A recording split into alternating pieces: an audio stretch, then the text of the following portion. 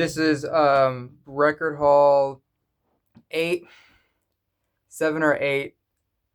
This is the span of honestly 1 week. I think I got all of this in the span of 7 days. Um, I will say I have more CDs here than records, which is a first, I think. I've kind of been in a bit of a CDs um, mindset honestly, the past like few weeks. Um, but I've got some things from Barnes and Noble, their discount section, that my friend Viet told me that they had that I didn't even know they had because they keep it hidden because they want everybody to buy their expensive records and expensive shit that they have because 90% of the shit they have there is like above $40 of everything. So they had this little discount CD section so you can't see it because that'd be too easy buying music physical media for a cheap amount of money. That's too easy for us, for the consumer. Um, but anyways, I got more CDs. I've got a few records though. I got CDs from Barnes and Noble. I've got CDs from Half Price Books. I've got records from Guess from Records. Only Guess from Records. I didn't get any records at Half Price Books when I went. Um, and I've got my coat on because it's really cold in my house um, today, but it's been cool in my house for some reason. I don't know. But anyways, I'll go through my CDs first. Actually, no, I'll go through my records first. Yeah, my records first. Okay, I got 4 records from Guest Room Records. The first one is Silver Jews, Natural Bridge. I fucking love this album. I think I like this more than American Water from the Silver Jews. I've only listened to this in American Water. I haven't listened to, was it Twilight Bridge? I don't know if that's what it's called. It's Twilight something. Um, or Bright Light something. I think it's their first or second one. I know they had an EP first, but they have another really good album that people really love, and I think it was their debut. I think so, and it has New Orleans on it, and that's a good song. New Orleans is really good, but that's the only song I've heard off of it. But Natural Bridge, Silver Jews, really really good. Just kind of soft. It's very soft on the ears. There's nothing super experimental going on. There's some kind of there's some twanginess to it. The biggest appeal to me with the Natural Bridge is the lead dude's. His name is David Berman. His writing is really great. He writes poetry too. There are just some really great just like verses on here, and each verse is like pretty short. It's not lengthy at all. But he writes. There's very satirical things, very beautiful things he writes about. In one of the songs, he talks about Adam not being the first man ever created, and then that there's a man that came before him. We just don't know his name, and Adam killed him actually. Um, and I forgot what song that was. That might have been I don't know. I don't want to say anything. Well, my favorite songs are "How to Rent a Room." I love the opening lines of that song. I don't really No, I don't really want to die. I only want to die in your eyes. I'm still here below the chandelier where they always used to read us our rights. I love those opening lines. The first song on the album, How to Rent a Room is really good. Ballad of a Reverend War Character is great. Right to Remain Silent is an instrumental and it's really really good. Dallas is my favorite song on here. I think it's tied for How to Rent a Room and Dallas. And then the Frontier Index is also really, really good. That's a beautiful song, Frontier Index. Um, but yeah, this is just a really great kind of indie soft rock album. It's very simple. Musically, it's very simple, but the writing is really great. Okay, that's Silver Jews. Um, this is Venus and Mars by Paul McCartney and the Wings. When I got this, I don't think I even listened to the full thing. I think when I listened to it for the first time, I got to like Magneto and Titanium Man, and that was my favorite. I love that song. Magneto and Titanium Man. That's a really great song.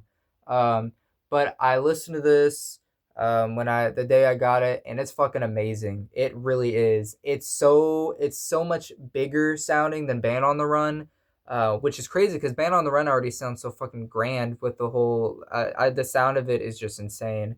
But this is just like it's like a party. This is like a big just like rock show party, and one of the second song is called Rock Show, and that's a really really great song.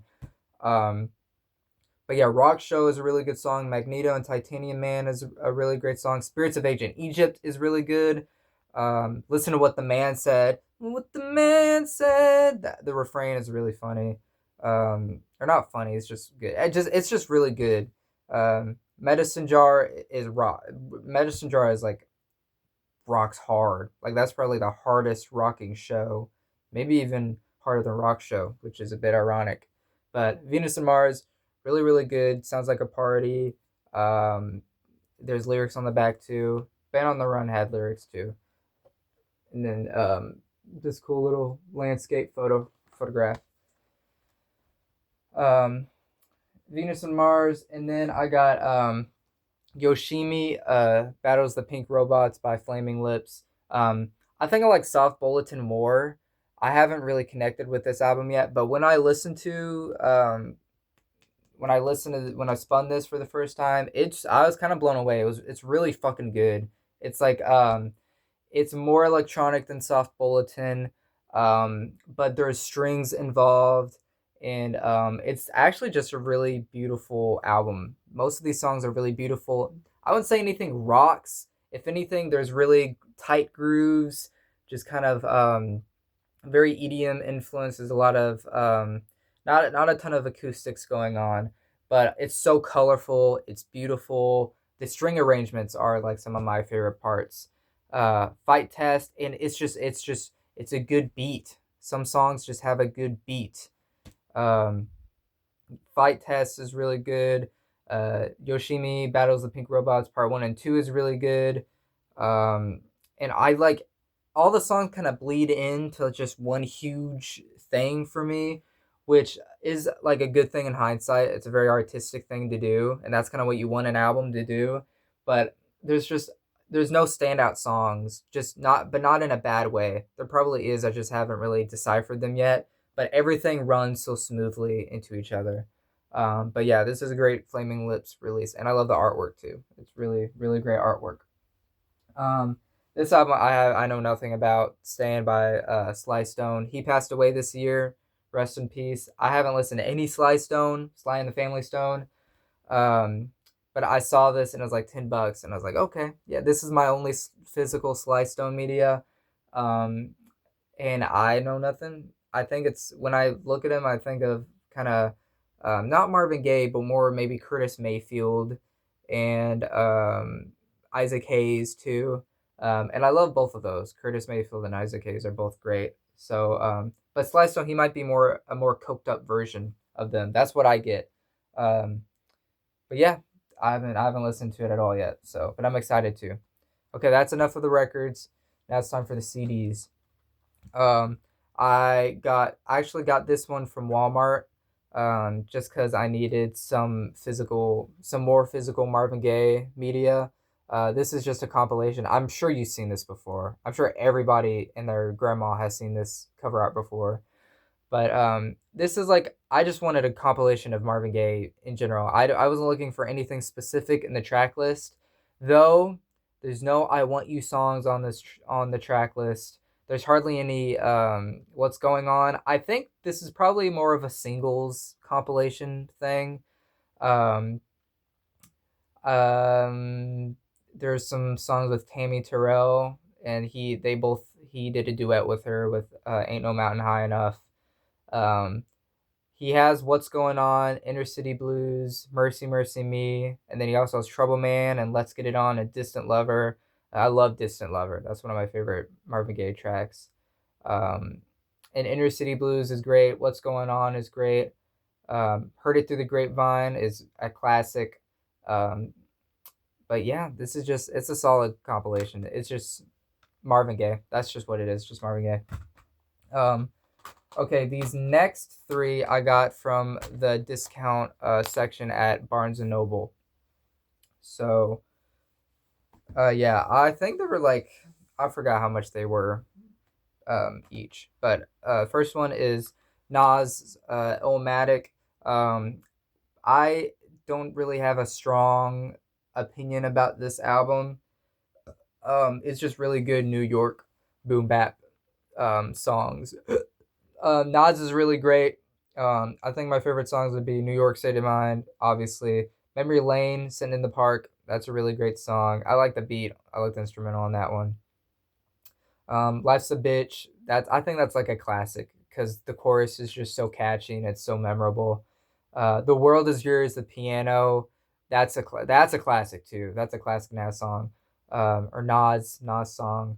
Um, but Yeah, I think there's one. Am I thinking of another song? Does One Love have Q-Tip on it?